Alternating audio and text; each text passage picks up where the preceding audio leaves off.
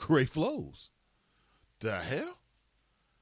Told you he was a superhero. Dale writes, LOL, I can relate. I remember my parents getting those type of things from the Trinity Network, like the holy water, the mustard seed in plastic container, etc. Daryl feels my pain. You know what I'm talking about. My grandmother had a drawer full of them, like literally. Like literally. It was full of all kind of stuff.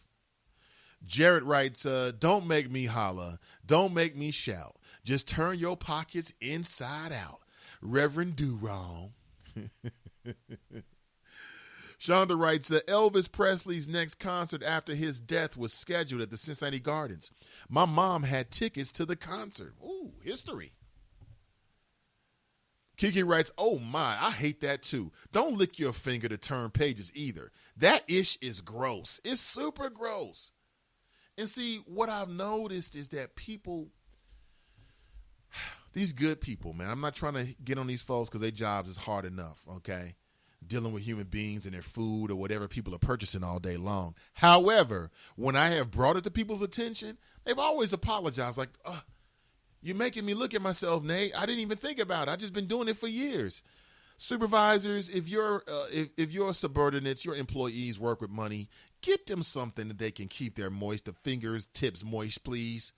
So they're not out here licking their fingers and then passing the bag to people.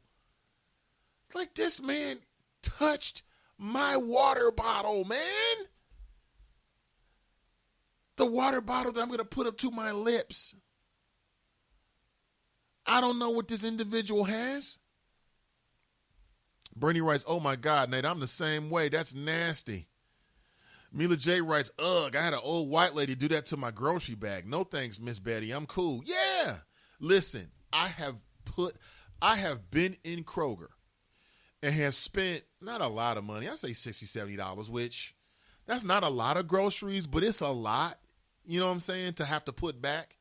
And I have made them put back every single item and got my money back, and they didn't touch my card at all. That's how serious I am about it. And the older I get, the more serious I get about it. I don't even want to touch that, man. You didn't mess my food up now.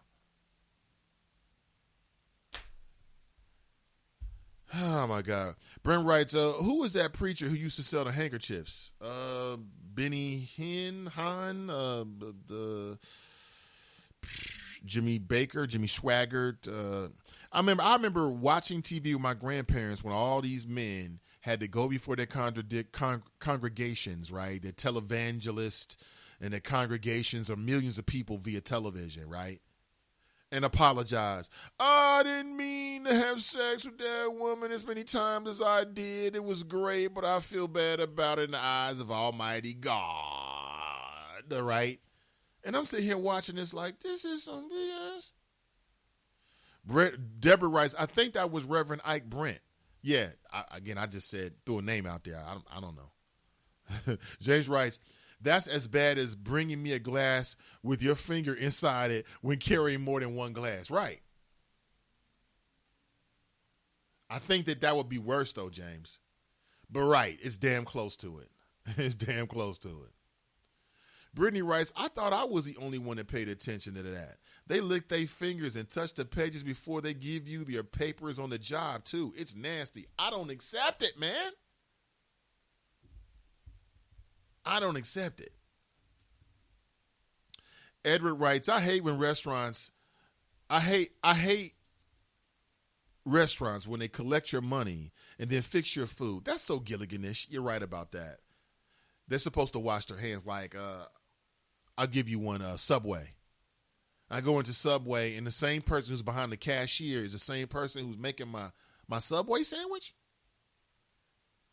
And again, I'm that guy who will watch them, and if they don't wash their hands the way they're supposed to, and there's signs behind the register to clearly say that.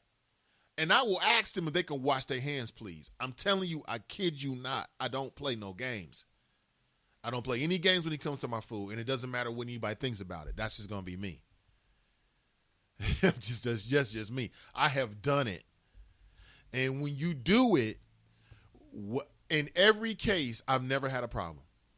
Because that's what they're supposed to do. And most people are like, oh, okay, well, they respect the fact that you're checking them and making them, pay attention to your particular food. I've never had an issue with it, ever. Never, and no one ever caught an attitude with me.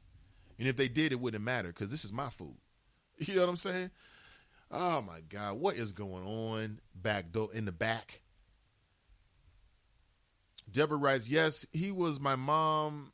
Yes, he was my mom, and I walked out of one of his services when Reverend Ike asked for a donation, but said if you could not give more than $5, keep it. Reverend Ike, huh? Kiki writes, I make Subway people change their gloves before making my stuff. Yeah. Man, listen, I've seen people, and again, I've never eaten the food because I'm going to challenge it, but I've seen people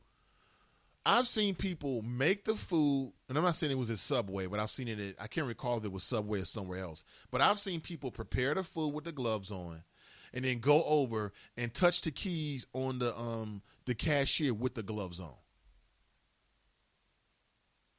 That don't make no damn sense, man. It don't make any sense. It's backwards. It's counterintuitive. I mean, there's a lot of terms I could come up with.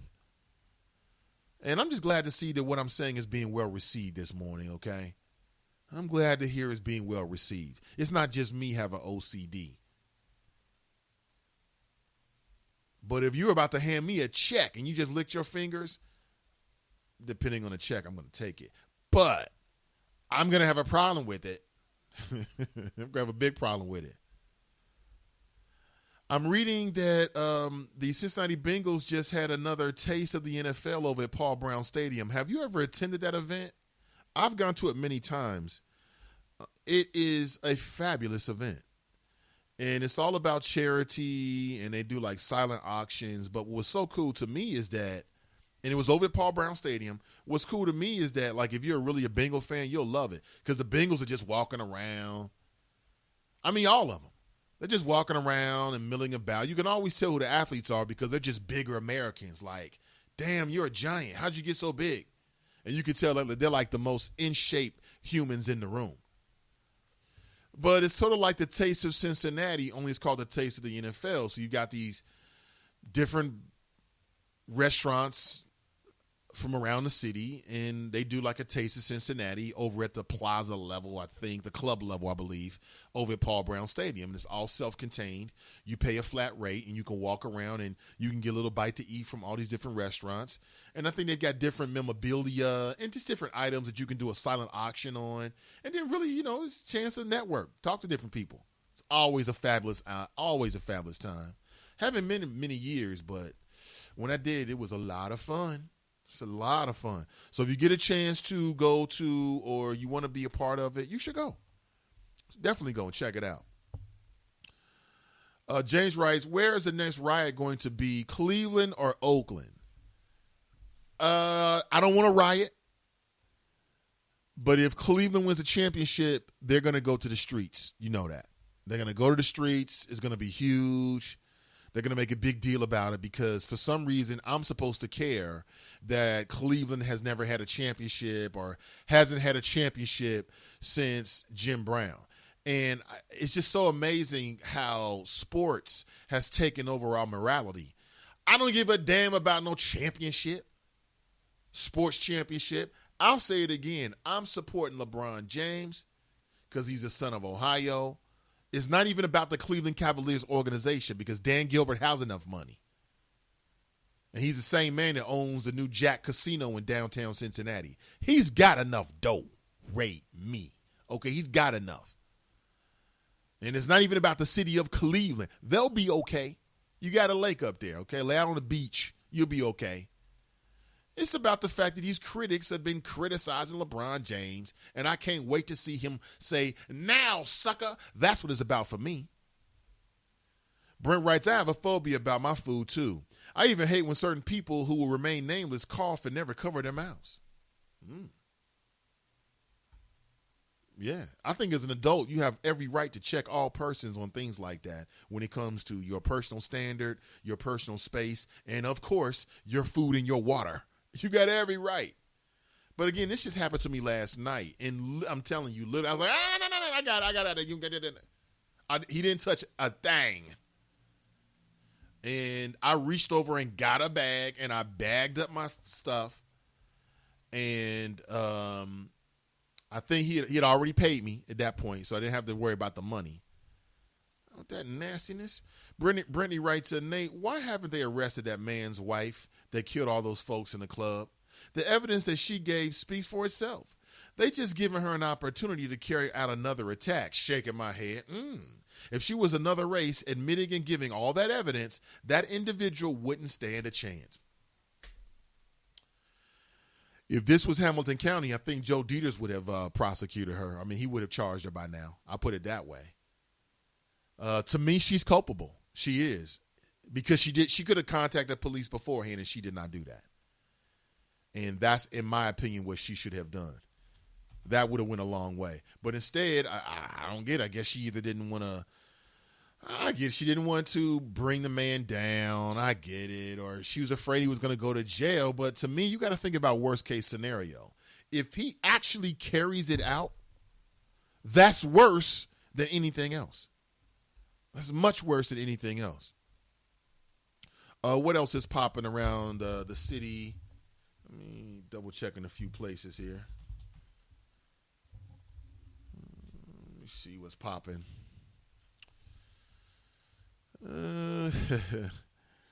The body of the 2-year-old boy I told you we talked about yesterday, his body has been found. Very macabre, not good at all. I think I shared that with you at the beginning of the show. Very, very sad.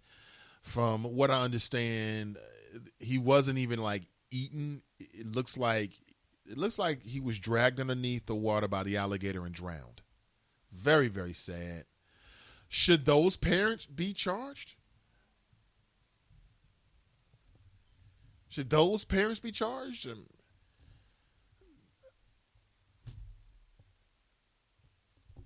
You tell me. Were his parents being responsible? Also, some good folks are trying to prove how easy it is to get an AR-15. They went down to Orlando and purchased an AR-15. And the way it's being written is that they were able to purchase an AR-15 faster than they could have gotten a driver's license. And then they are out the door. Do we need these kind of weapons out there in the streets? Again, if one person has an AR-15, it kind of makes you feel like you should have an AR-15. Kiki writes, alligators usually drown the item or the victim, then hide it under something, then eat it later. Not good. Mila writes, I want LeBron to get that ring with Cleveland and shut the haters up. That's right, Mila. I'm with you. Exactly. Shut them haters up. And because if not, they'll be running their miles for the end of time. I will post links to everything we discussed this morning, numerous things. The Port Authority has a new African-American brother. The Port Authority is also purchasing the Cincinnati Gardens. Obama's going to be in town maybe next month. That'll be interesting. 8-year cycle. And what do you think about the NAACP convention coming back to Cincinnati off the top anyway? I want to discuss. Also, in the days to follow, I want to get more in depth with what's happening with the city of Cincinnati as it relates to the MSD. That's the sewer district, right? And the investigation into how they were doling out their monies. And as I said, I've got some more information after watching what happened, the goings-on inside of council chambers via city cable. It's a wonderful tool, but it's only a tool that people use it. But we'll talk more about that tomorrow. Also, tomorrow is Friday, so I'll need your Gilligan of the Week nominations. Okay? I need your nominations. Do me a favor and like this particular episode. All you have to do is click the heart button. Just click the heart button. It goes a long way. A little heart goes a long way. I really appreciate you. This show will be made available as a podcast immediately following the show. Shout out to the Chop Shop. Shout out to Team and I for holding me down. Have a tremendous Thursday. Going to be a little hot and humid in the city of Cincinnati, I'm reading. Have a tremendous Thursday. And until next time, my name is Nathan Ivey, and I'm out.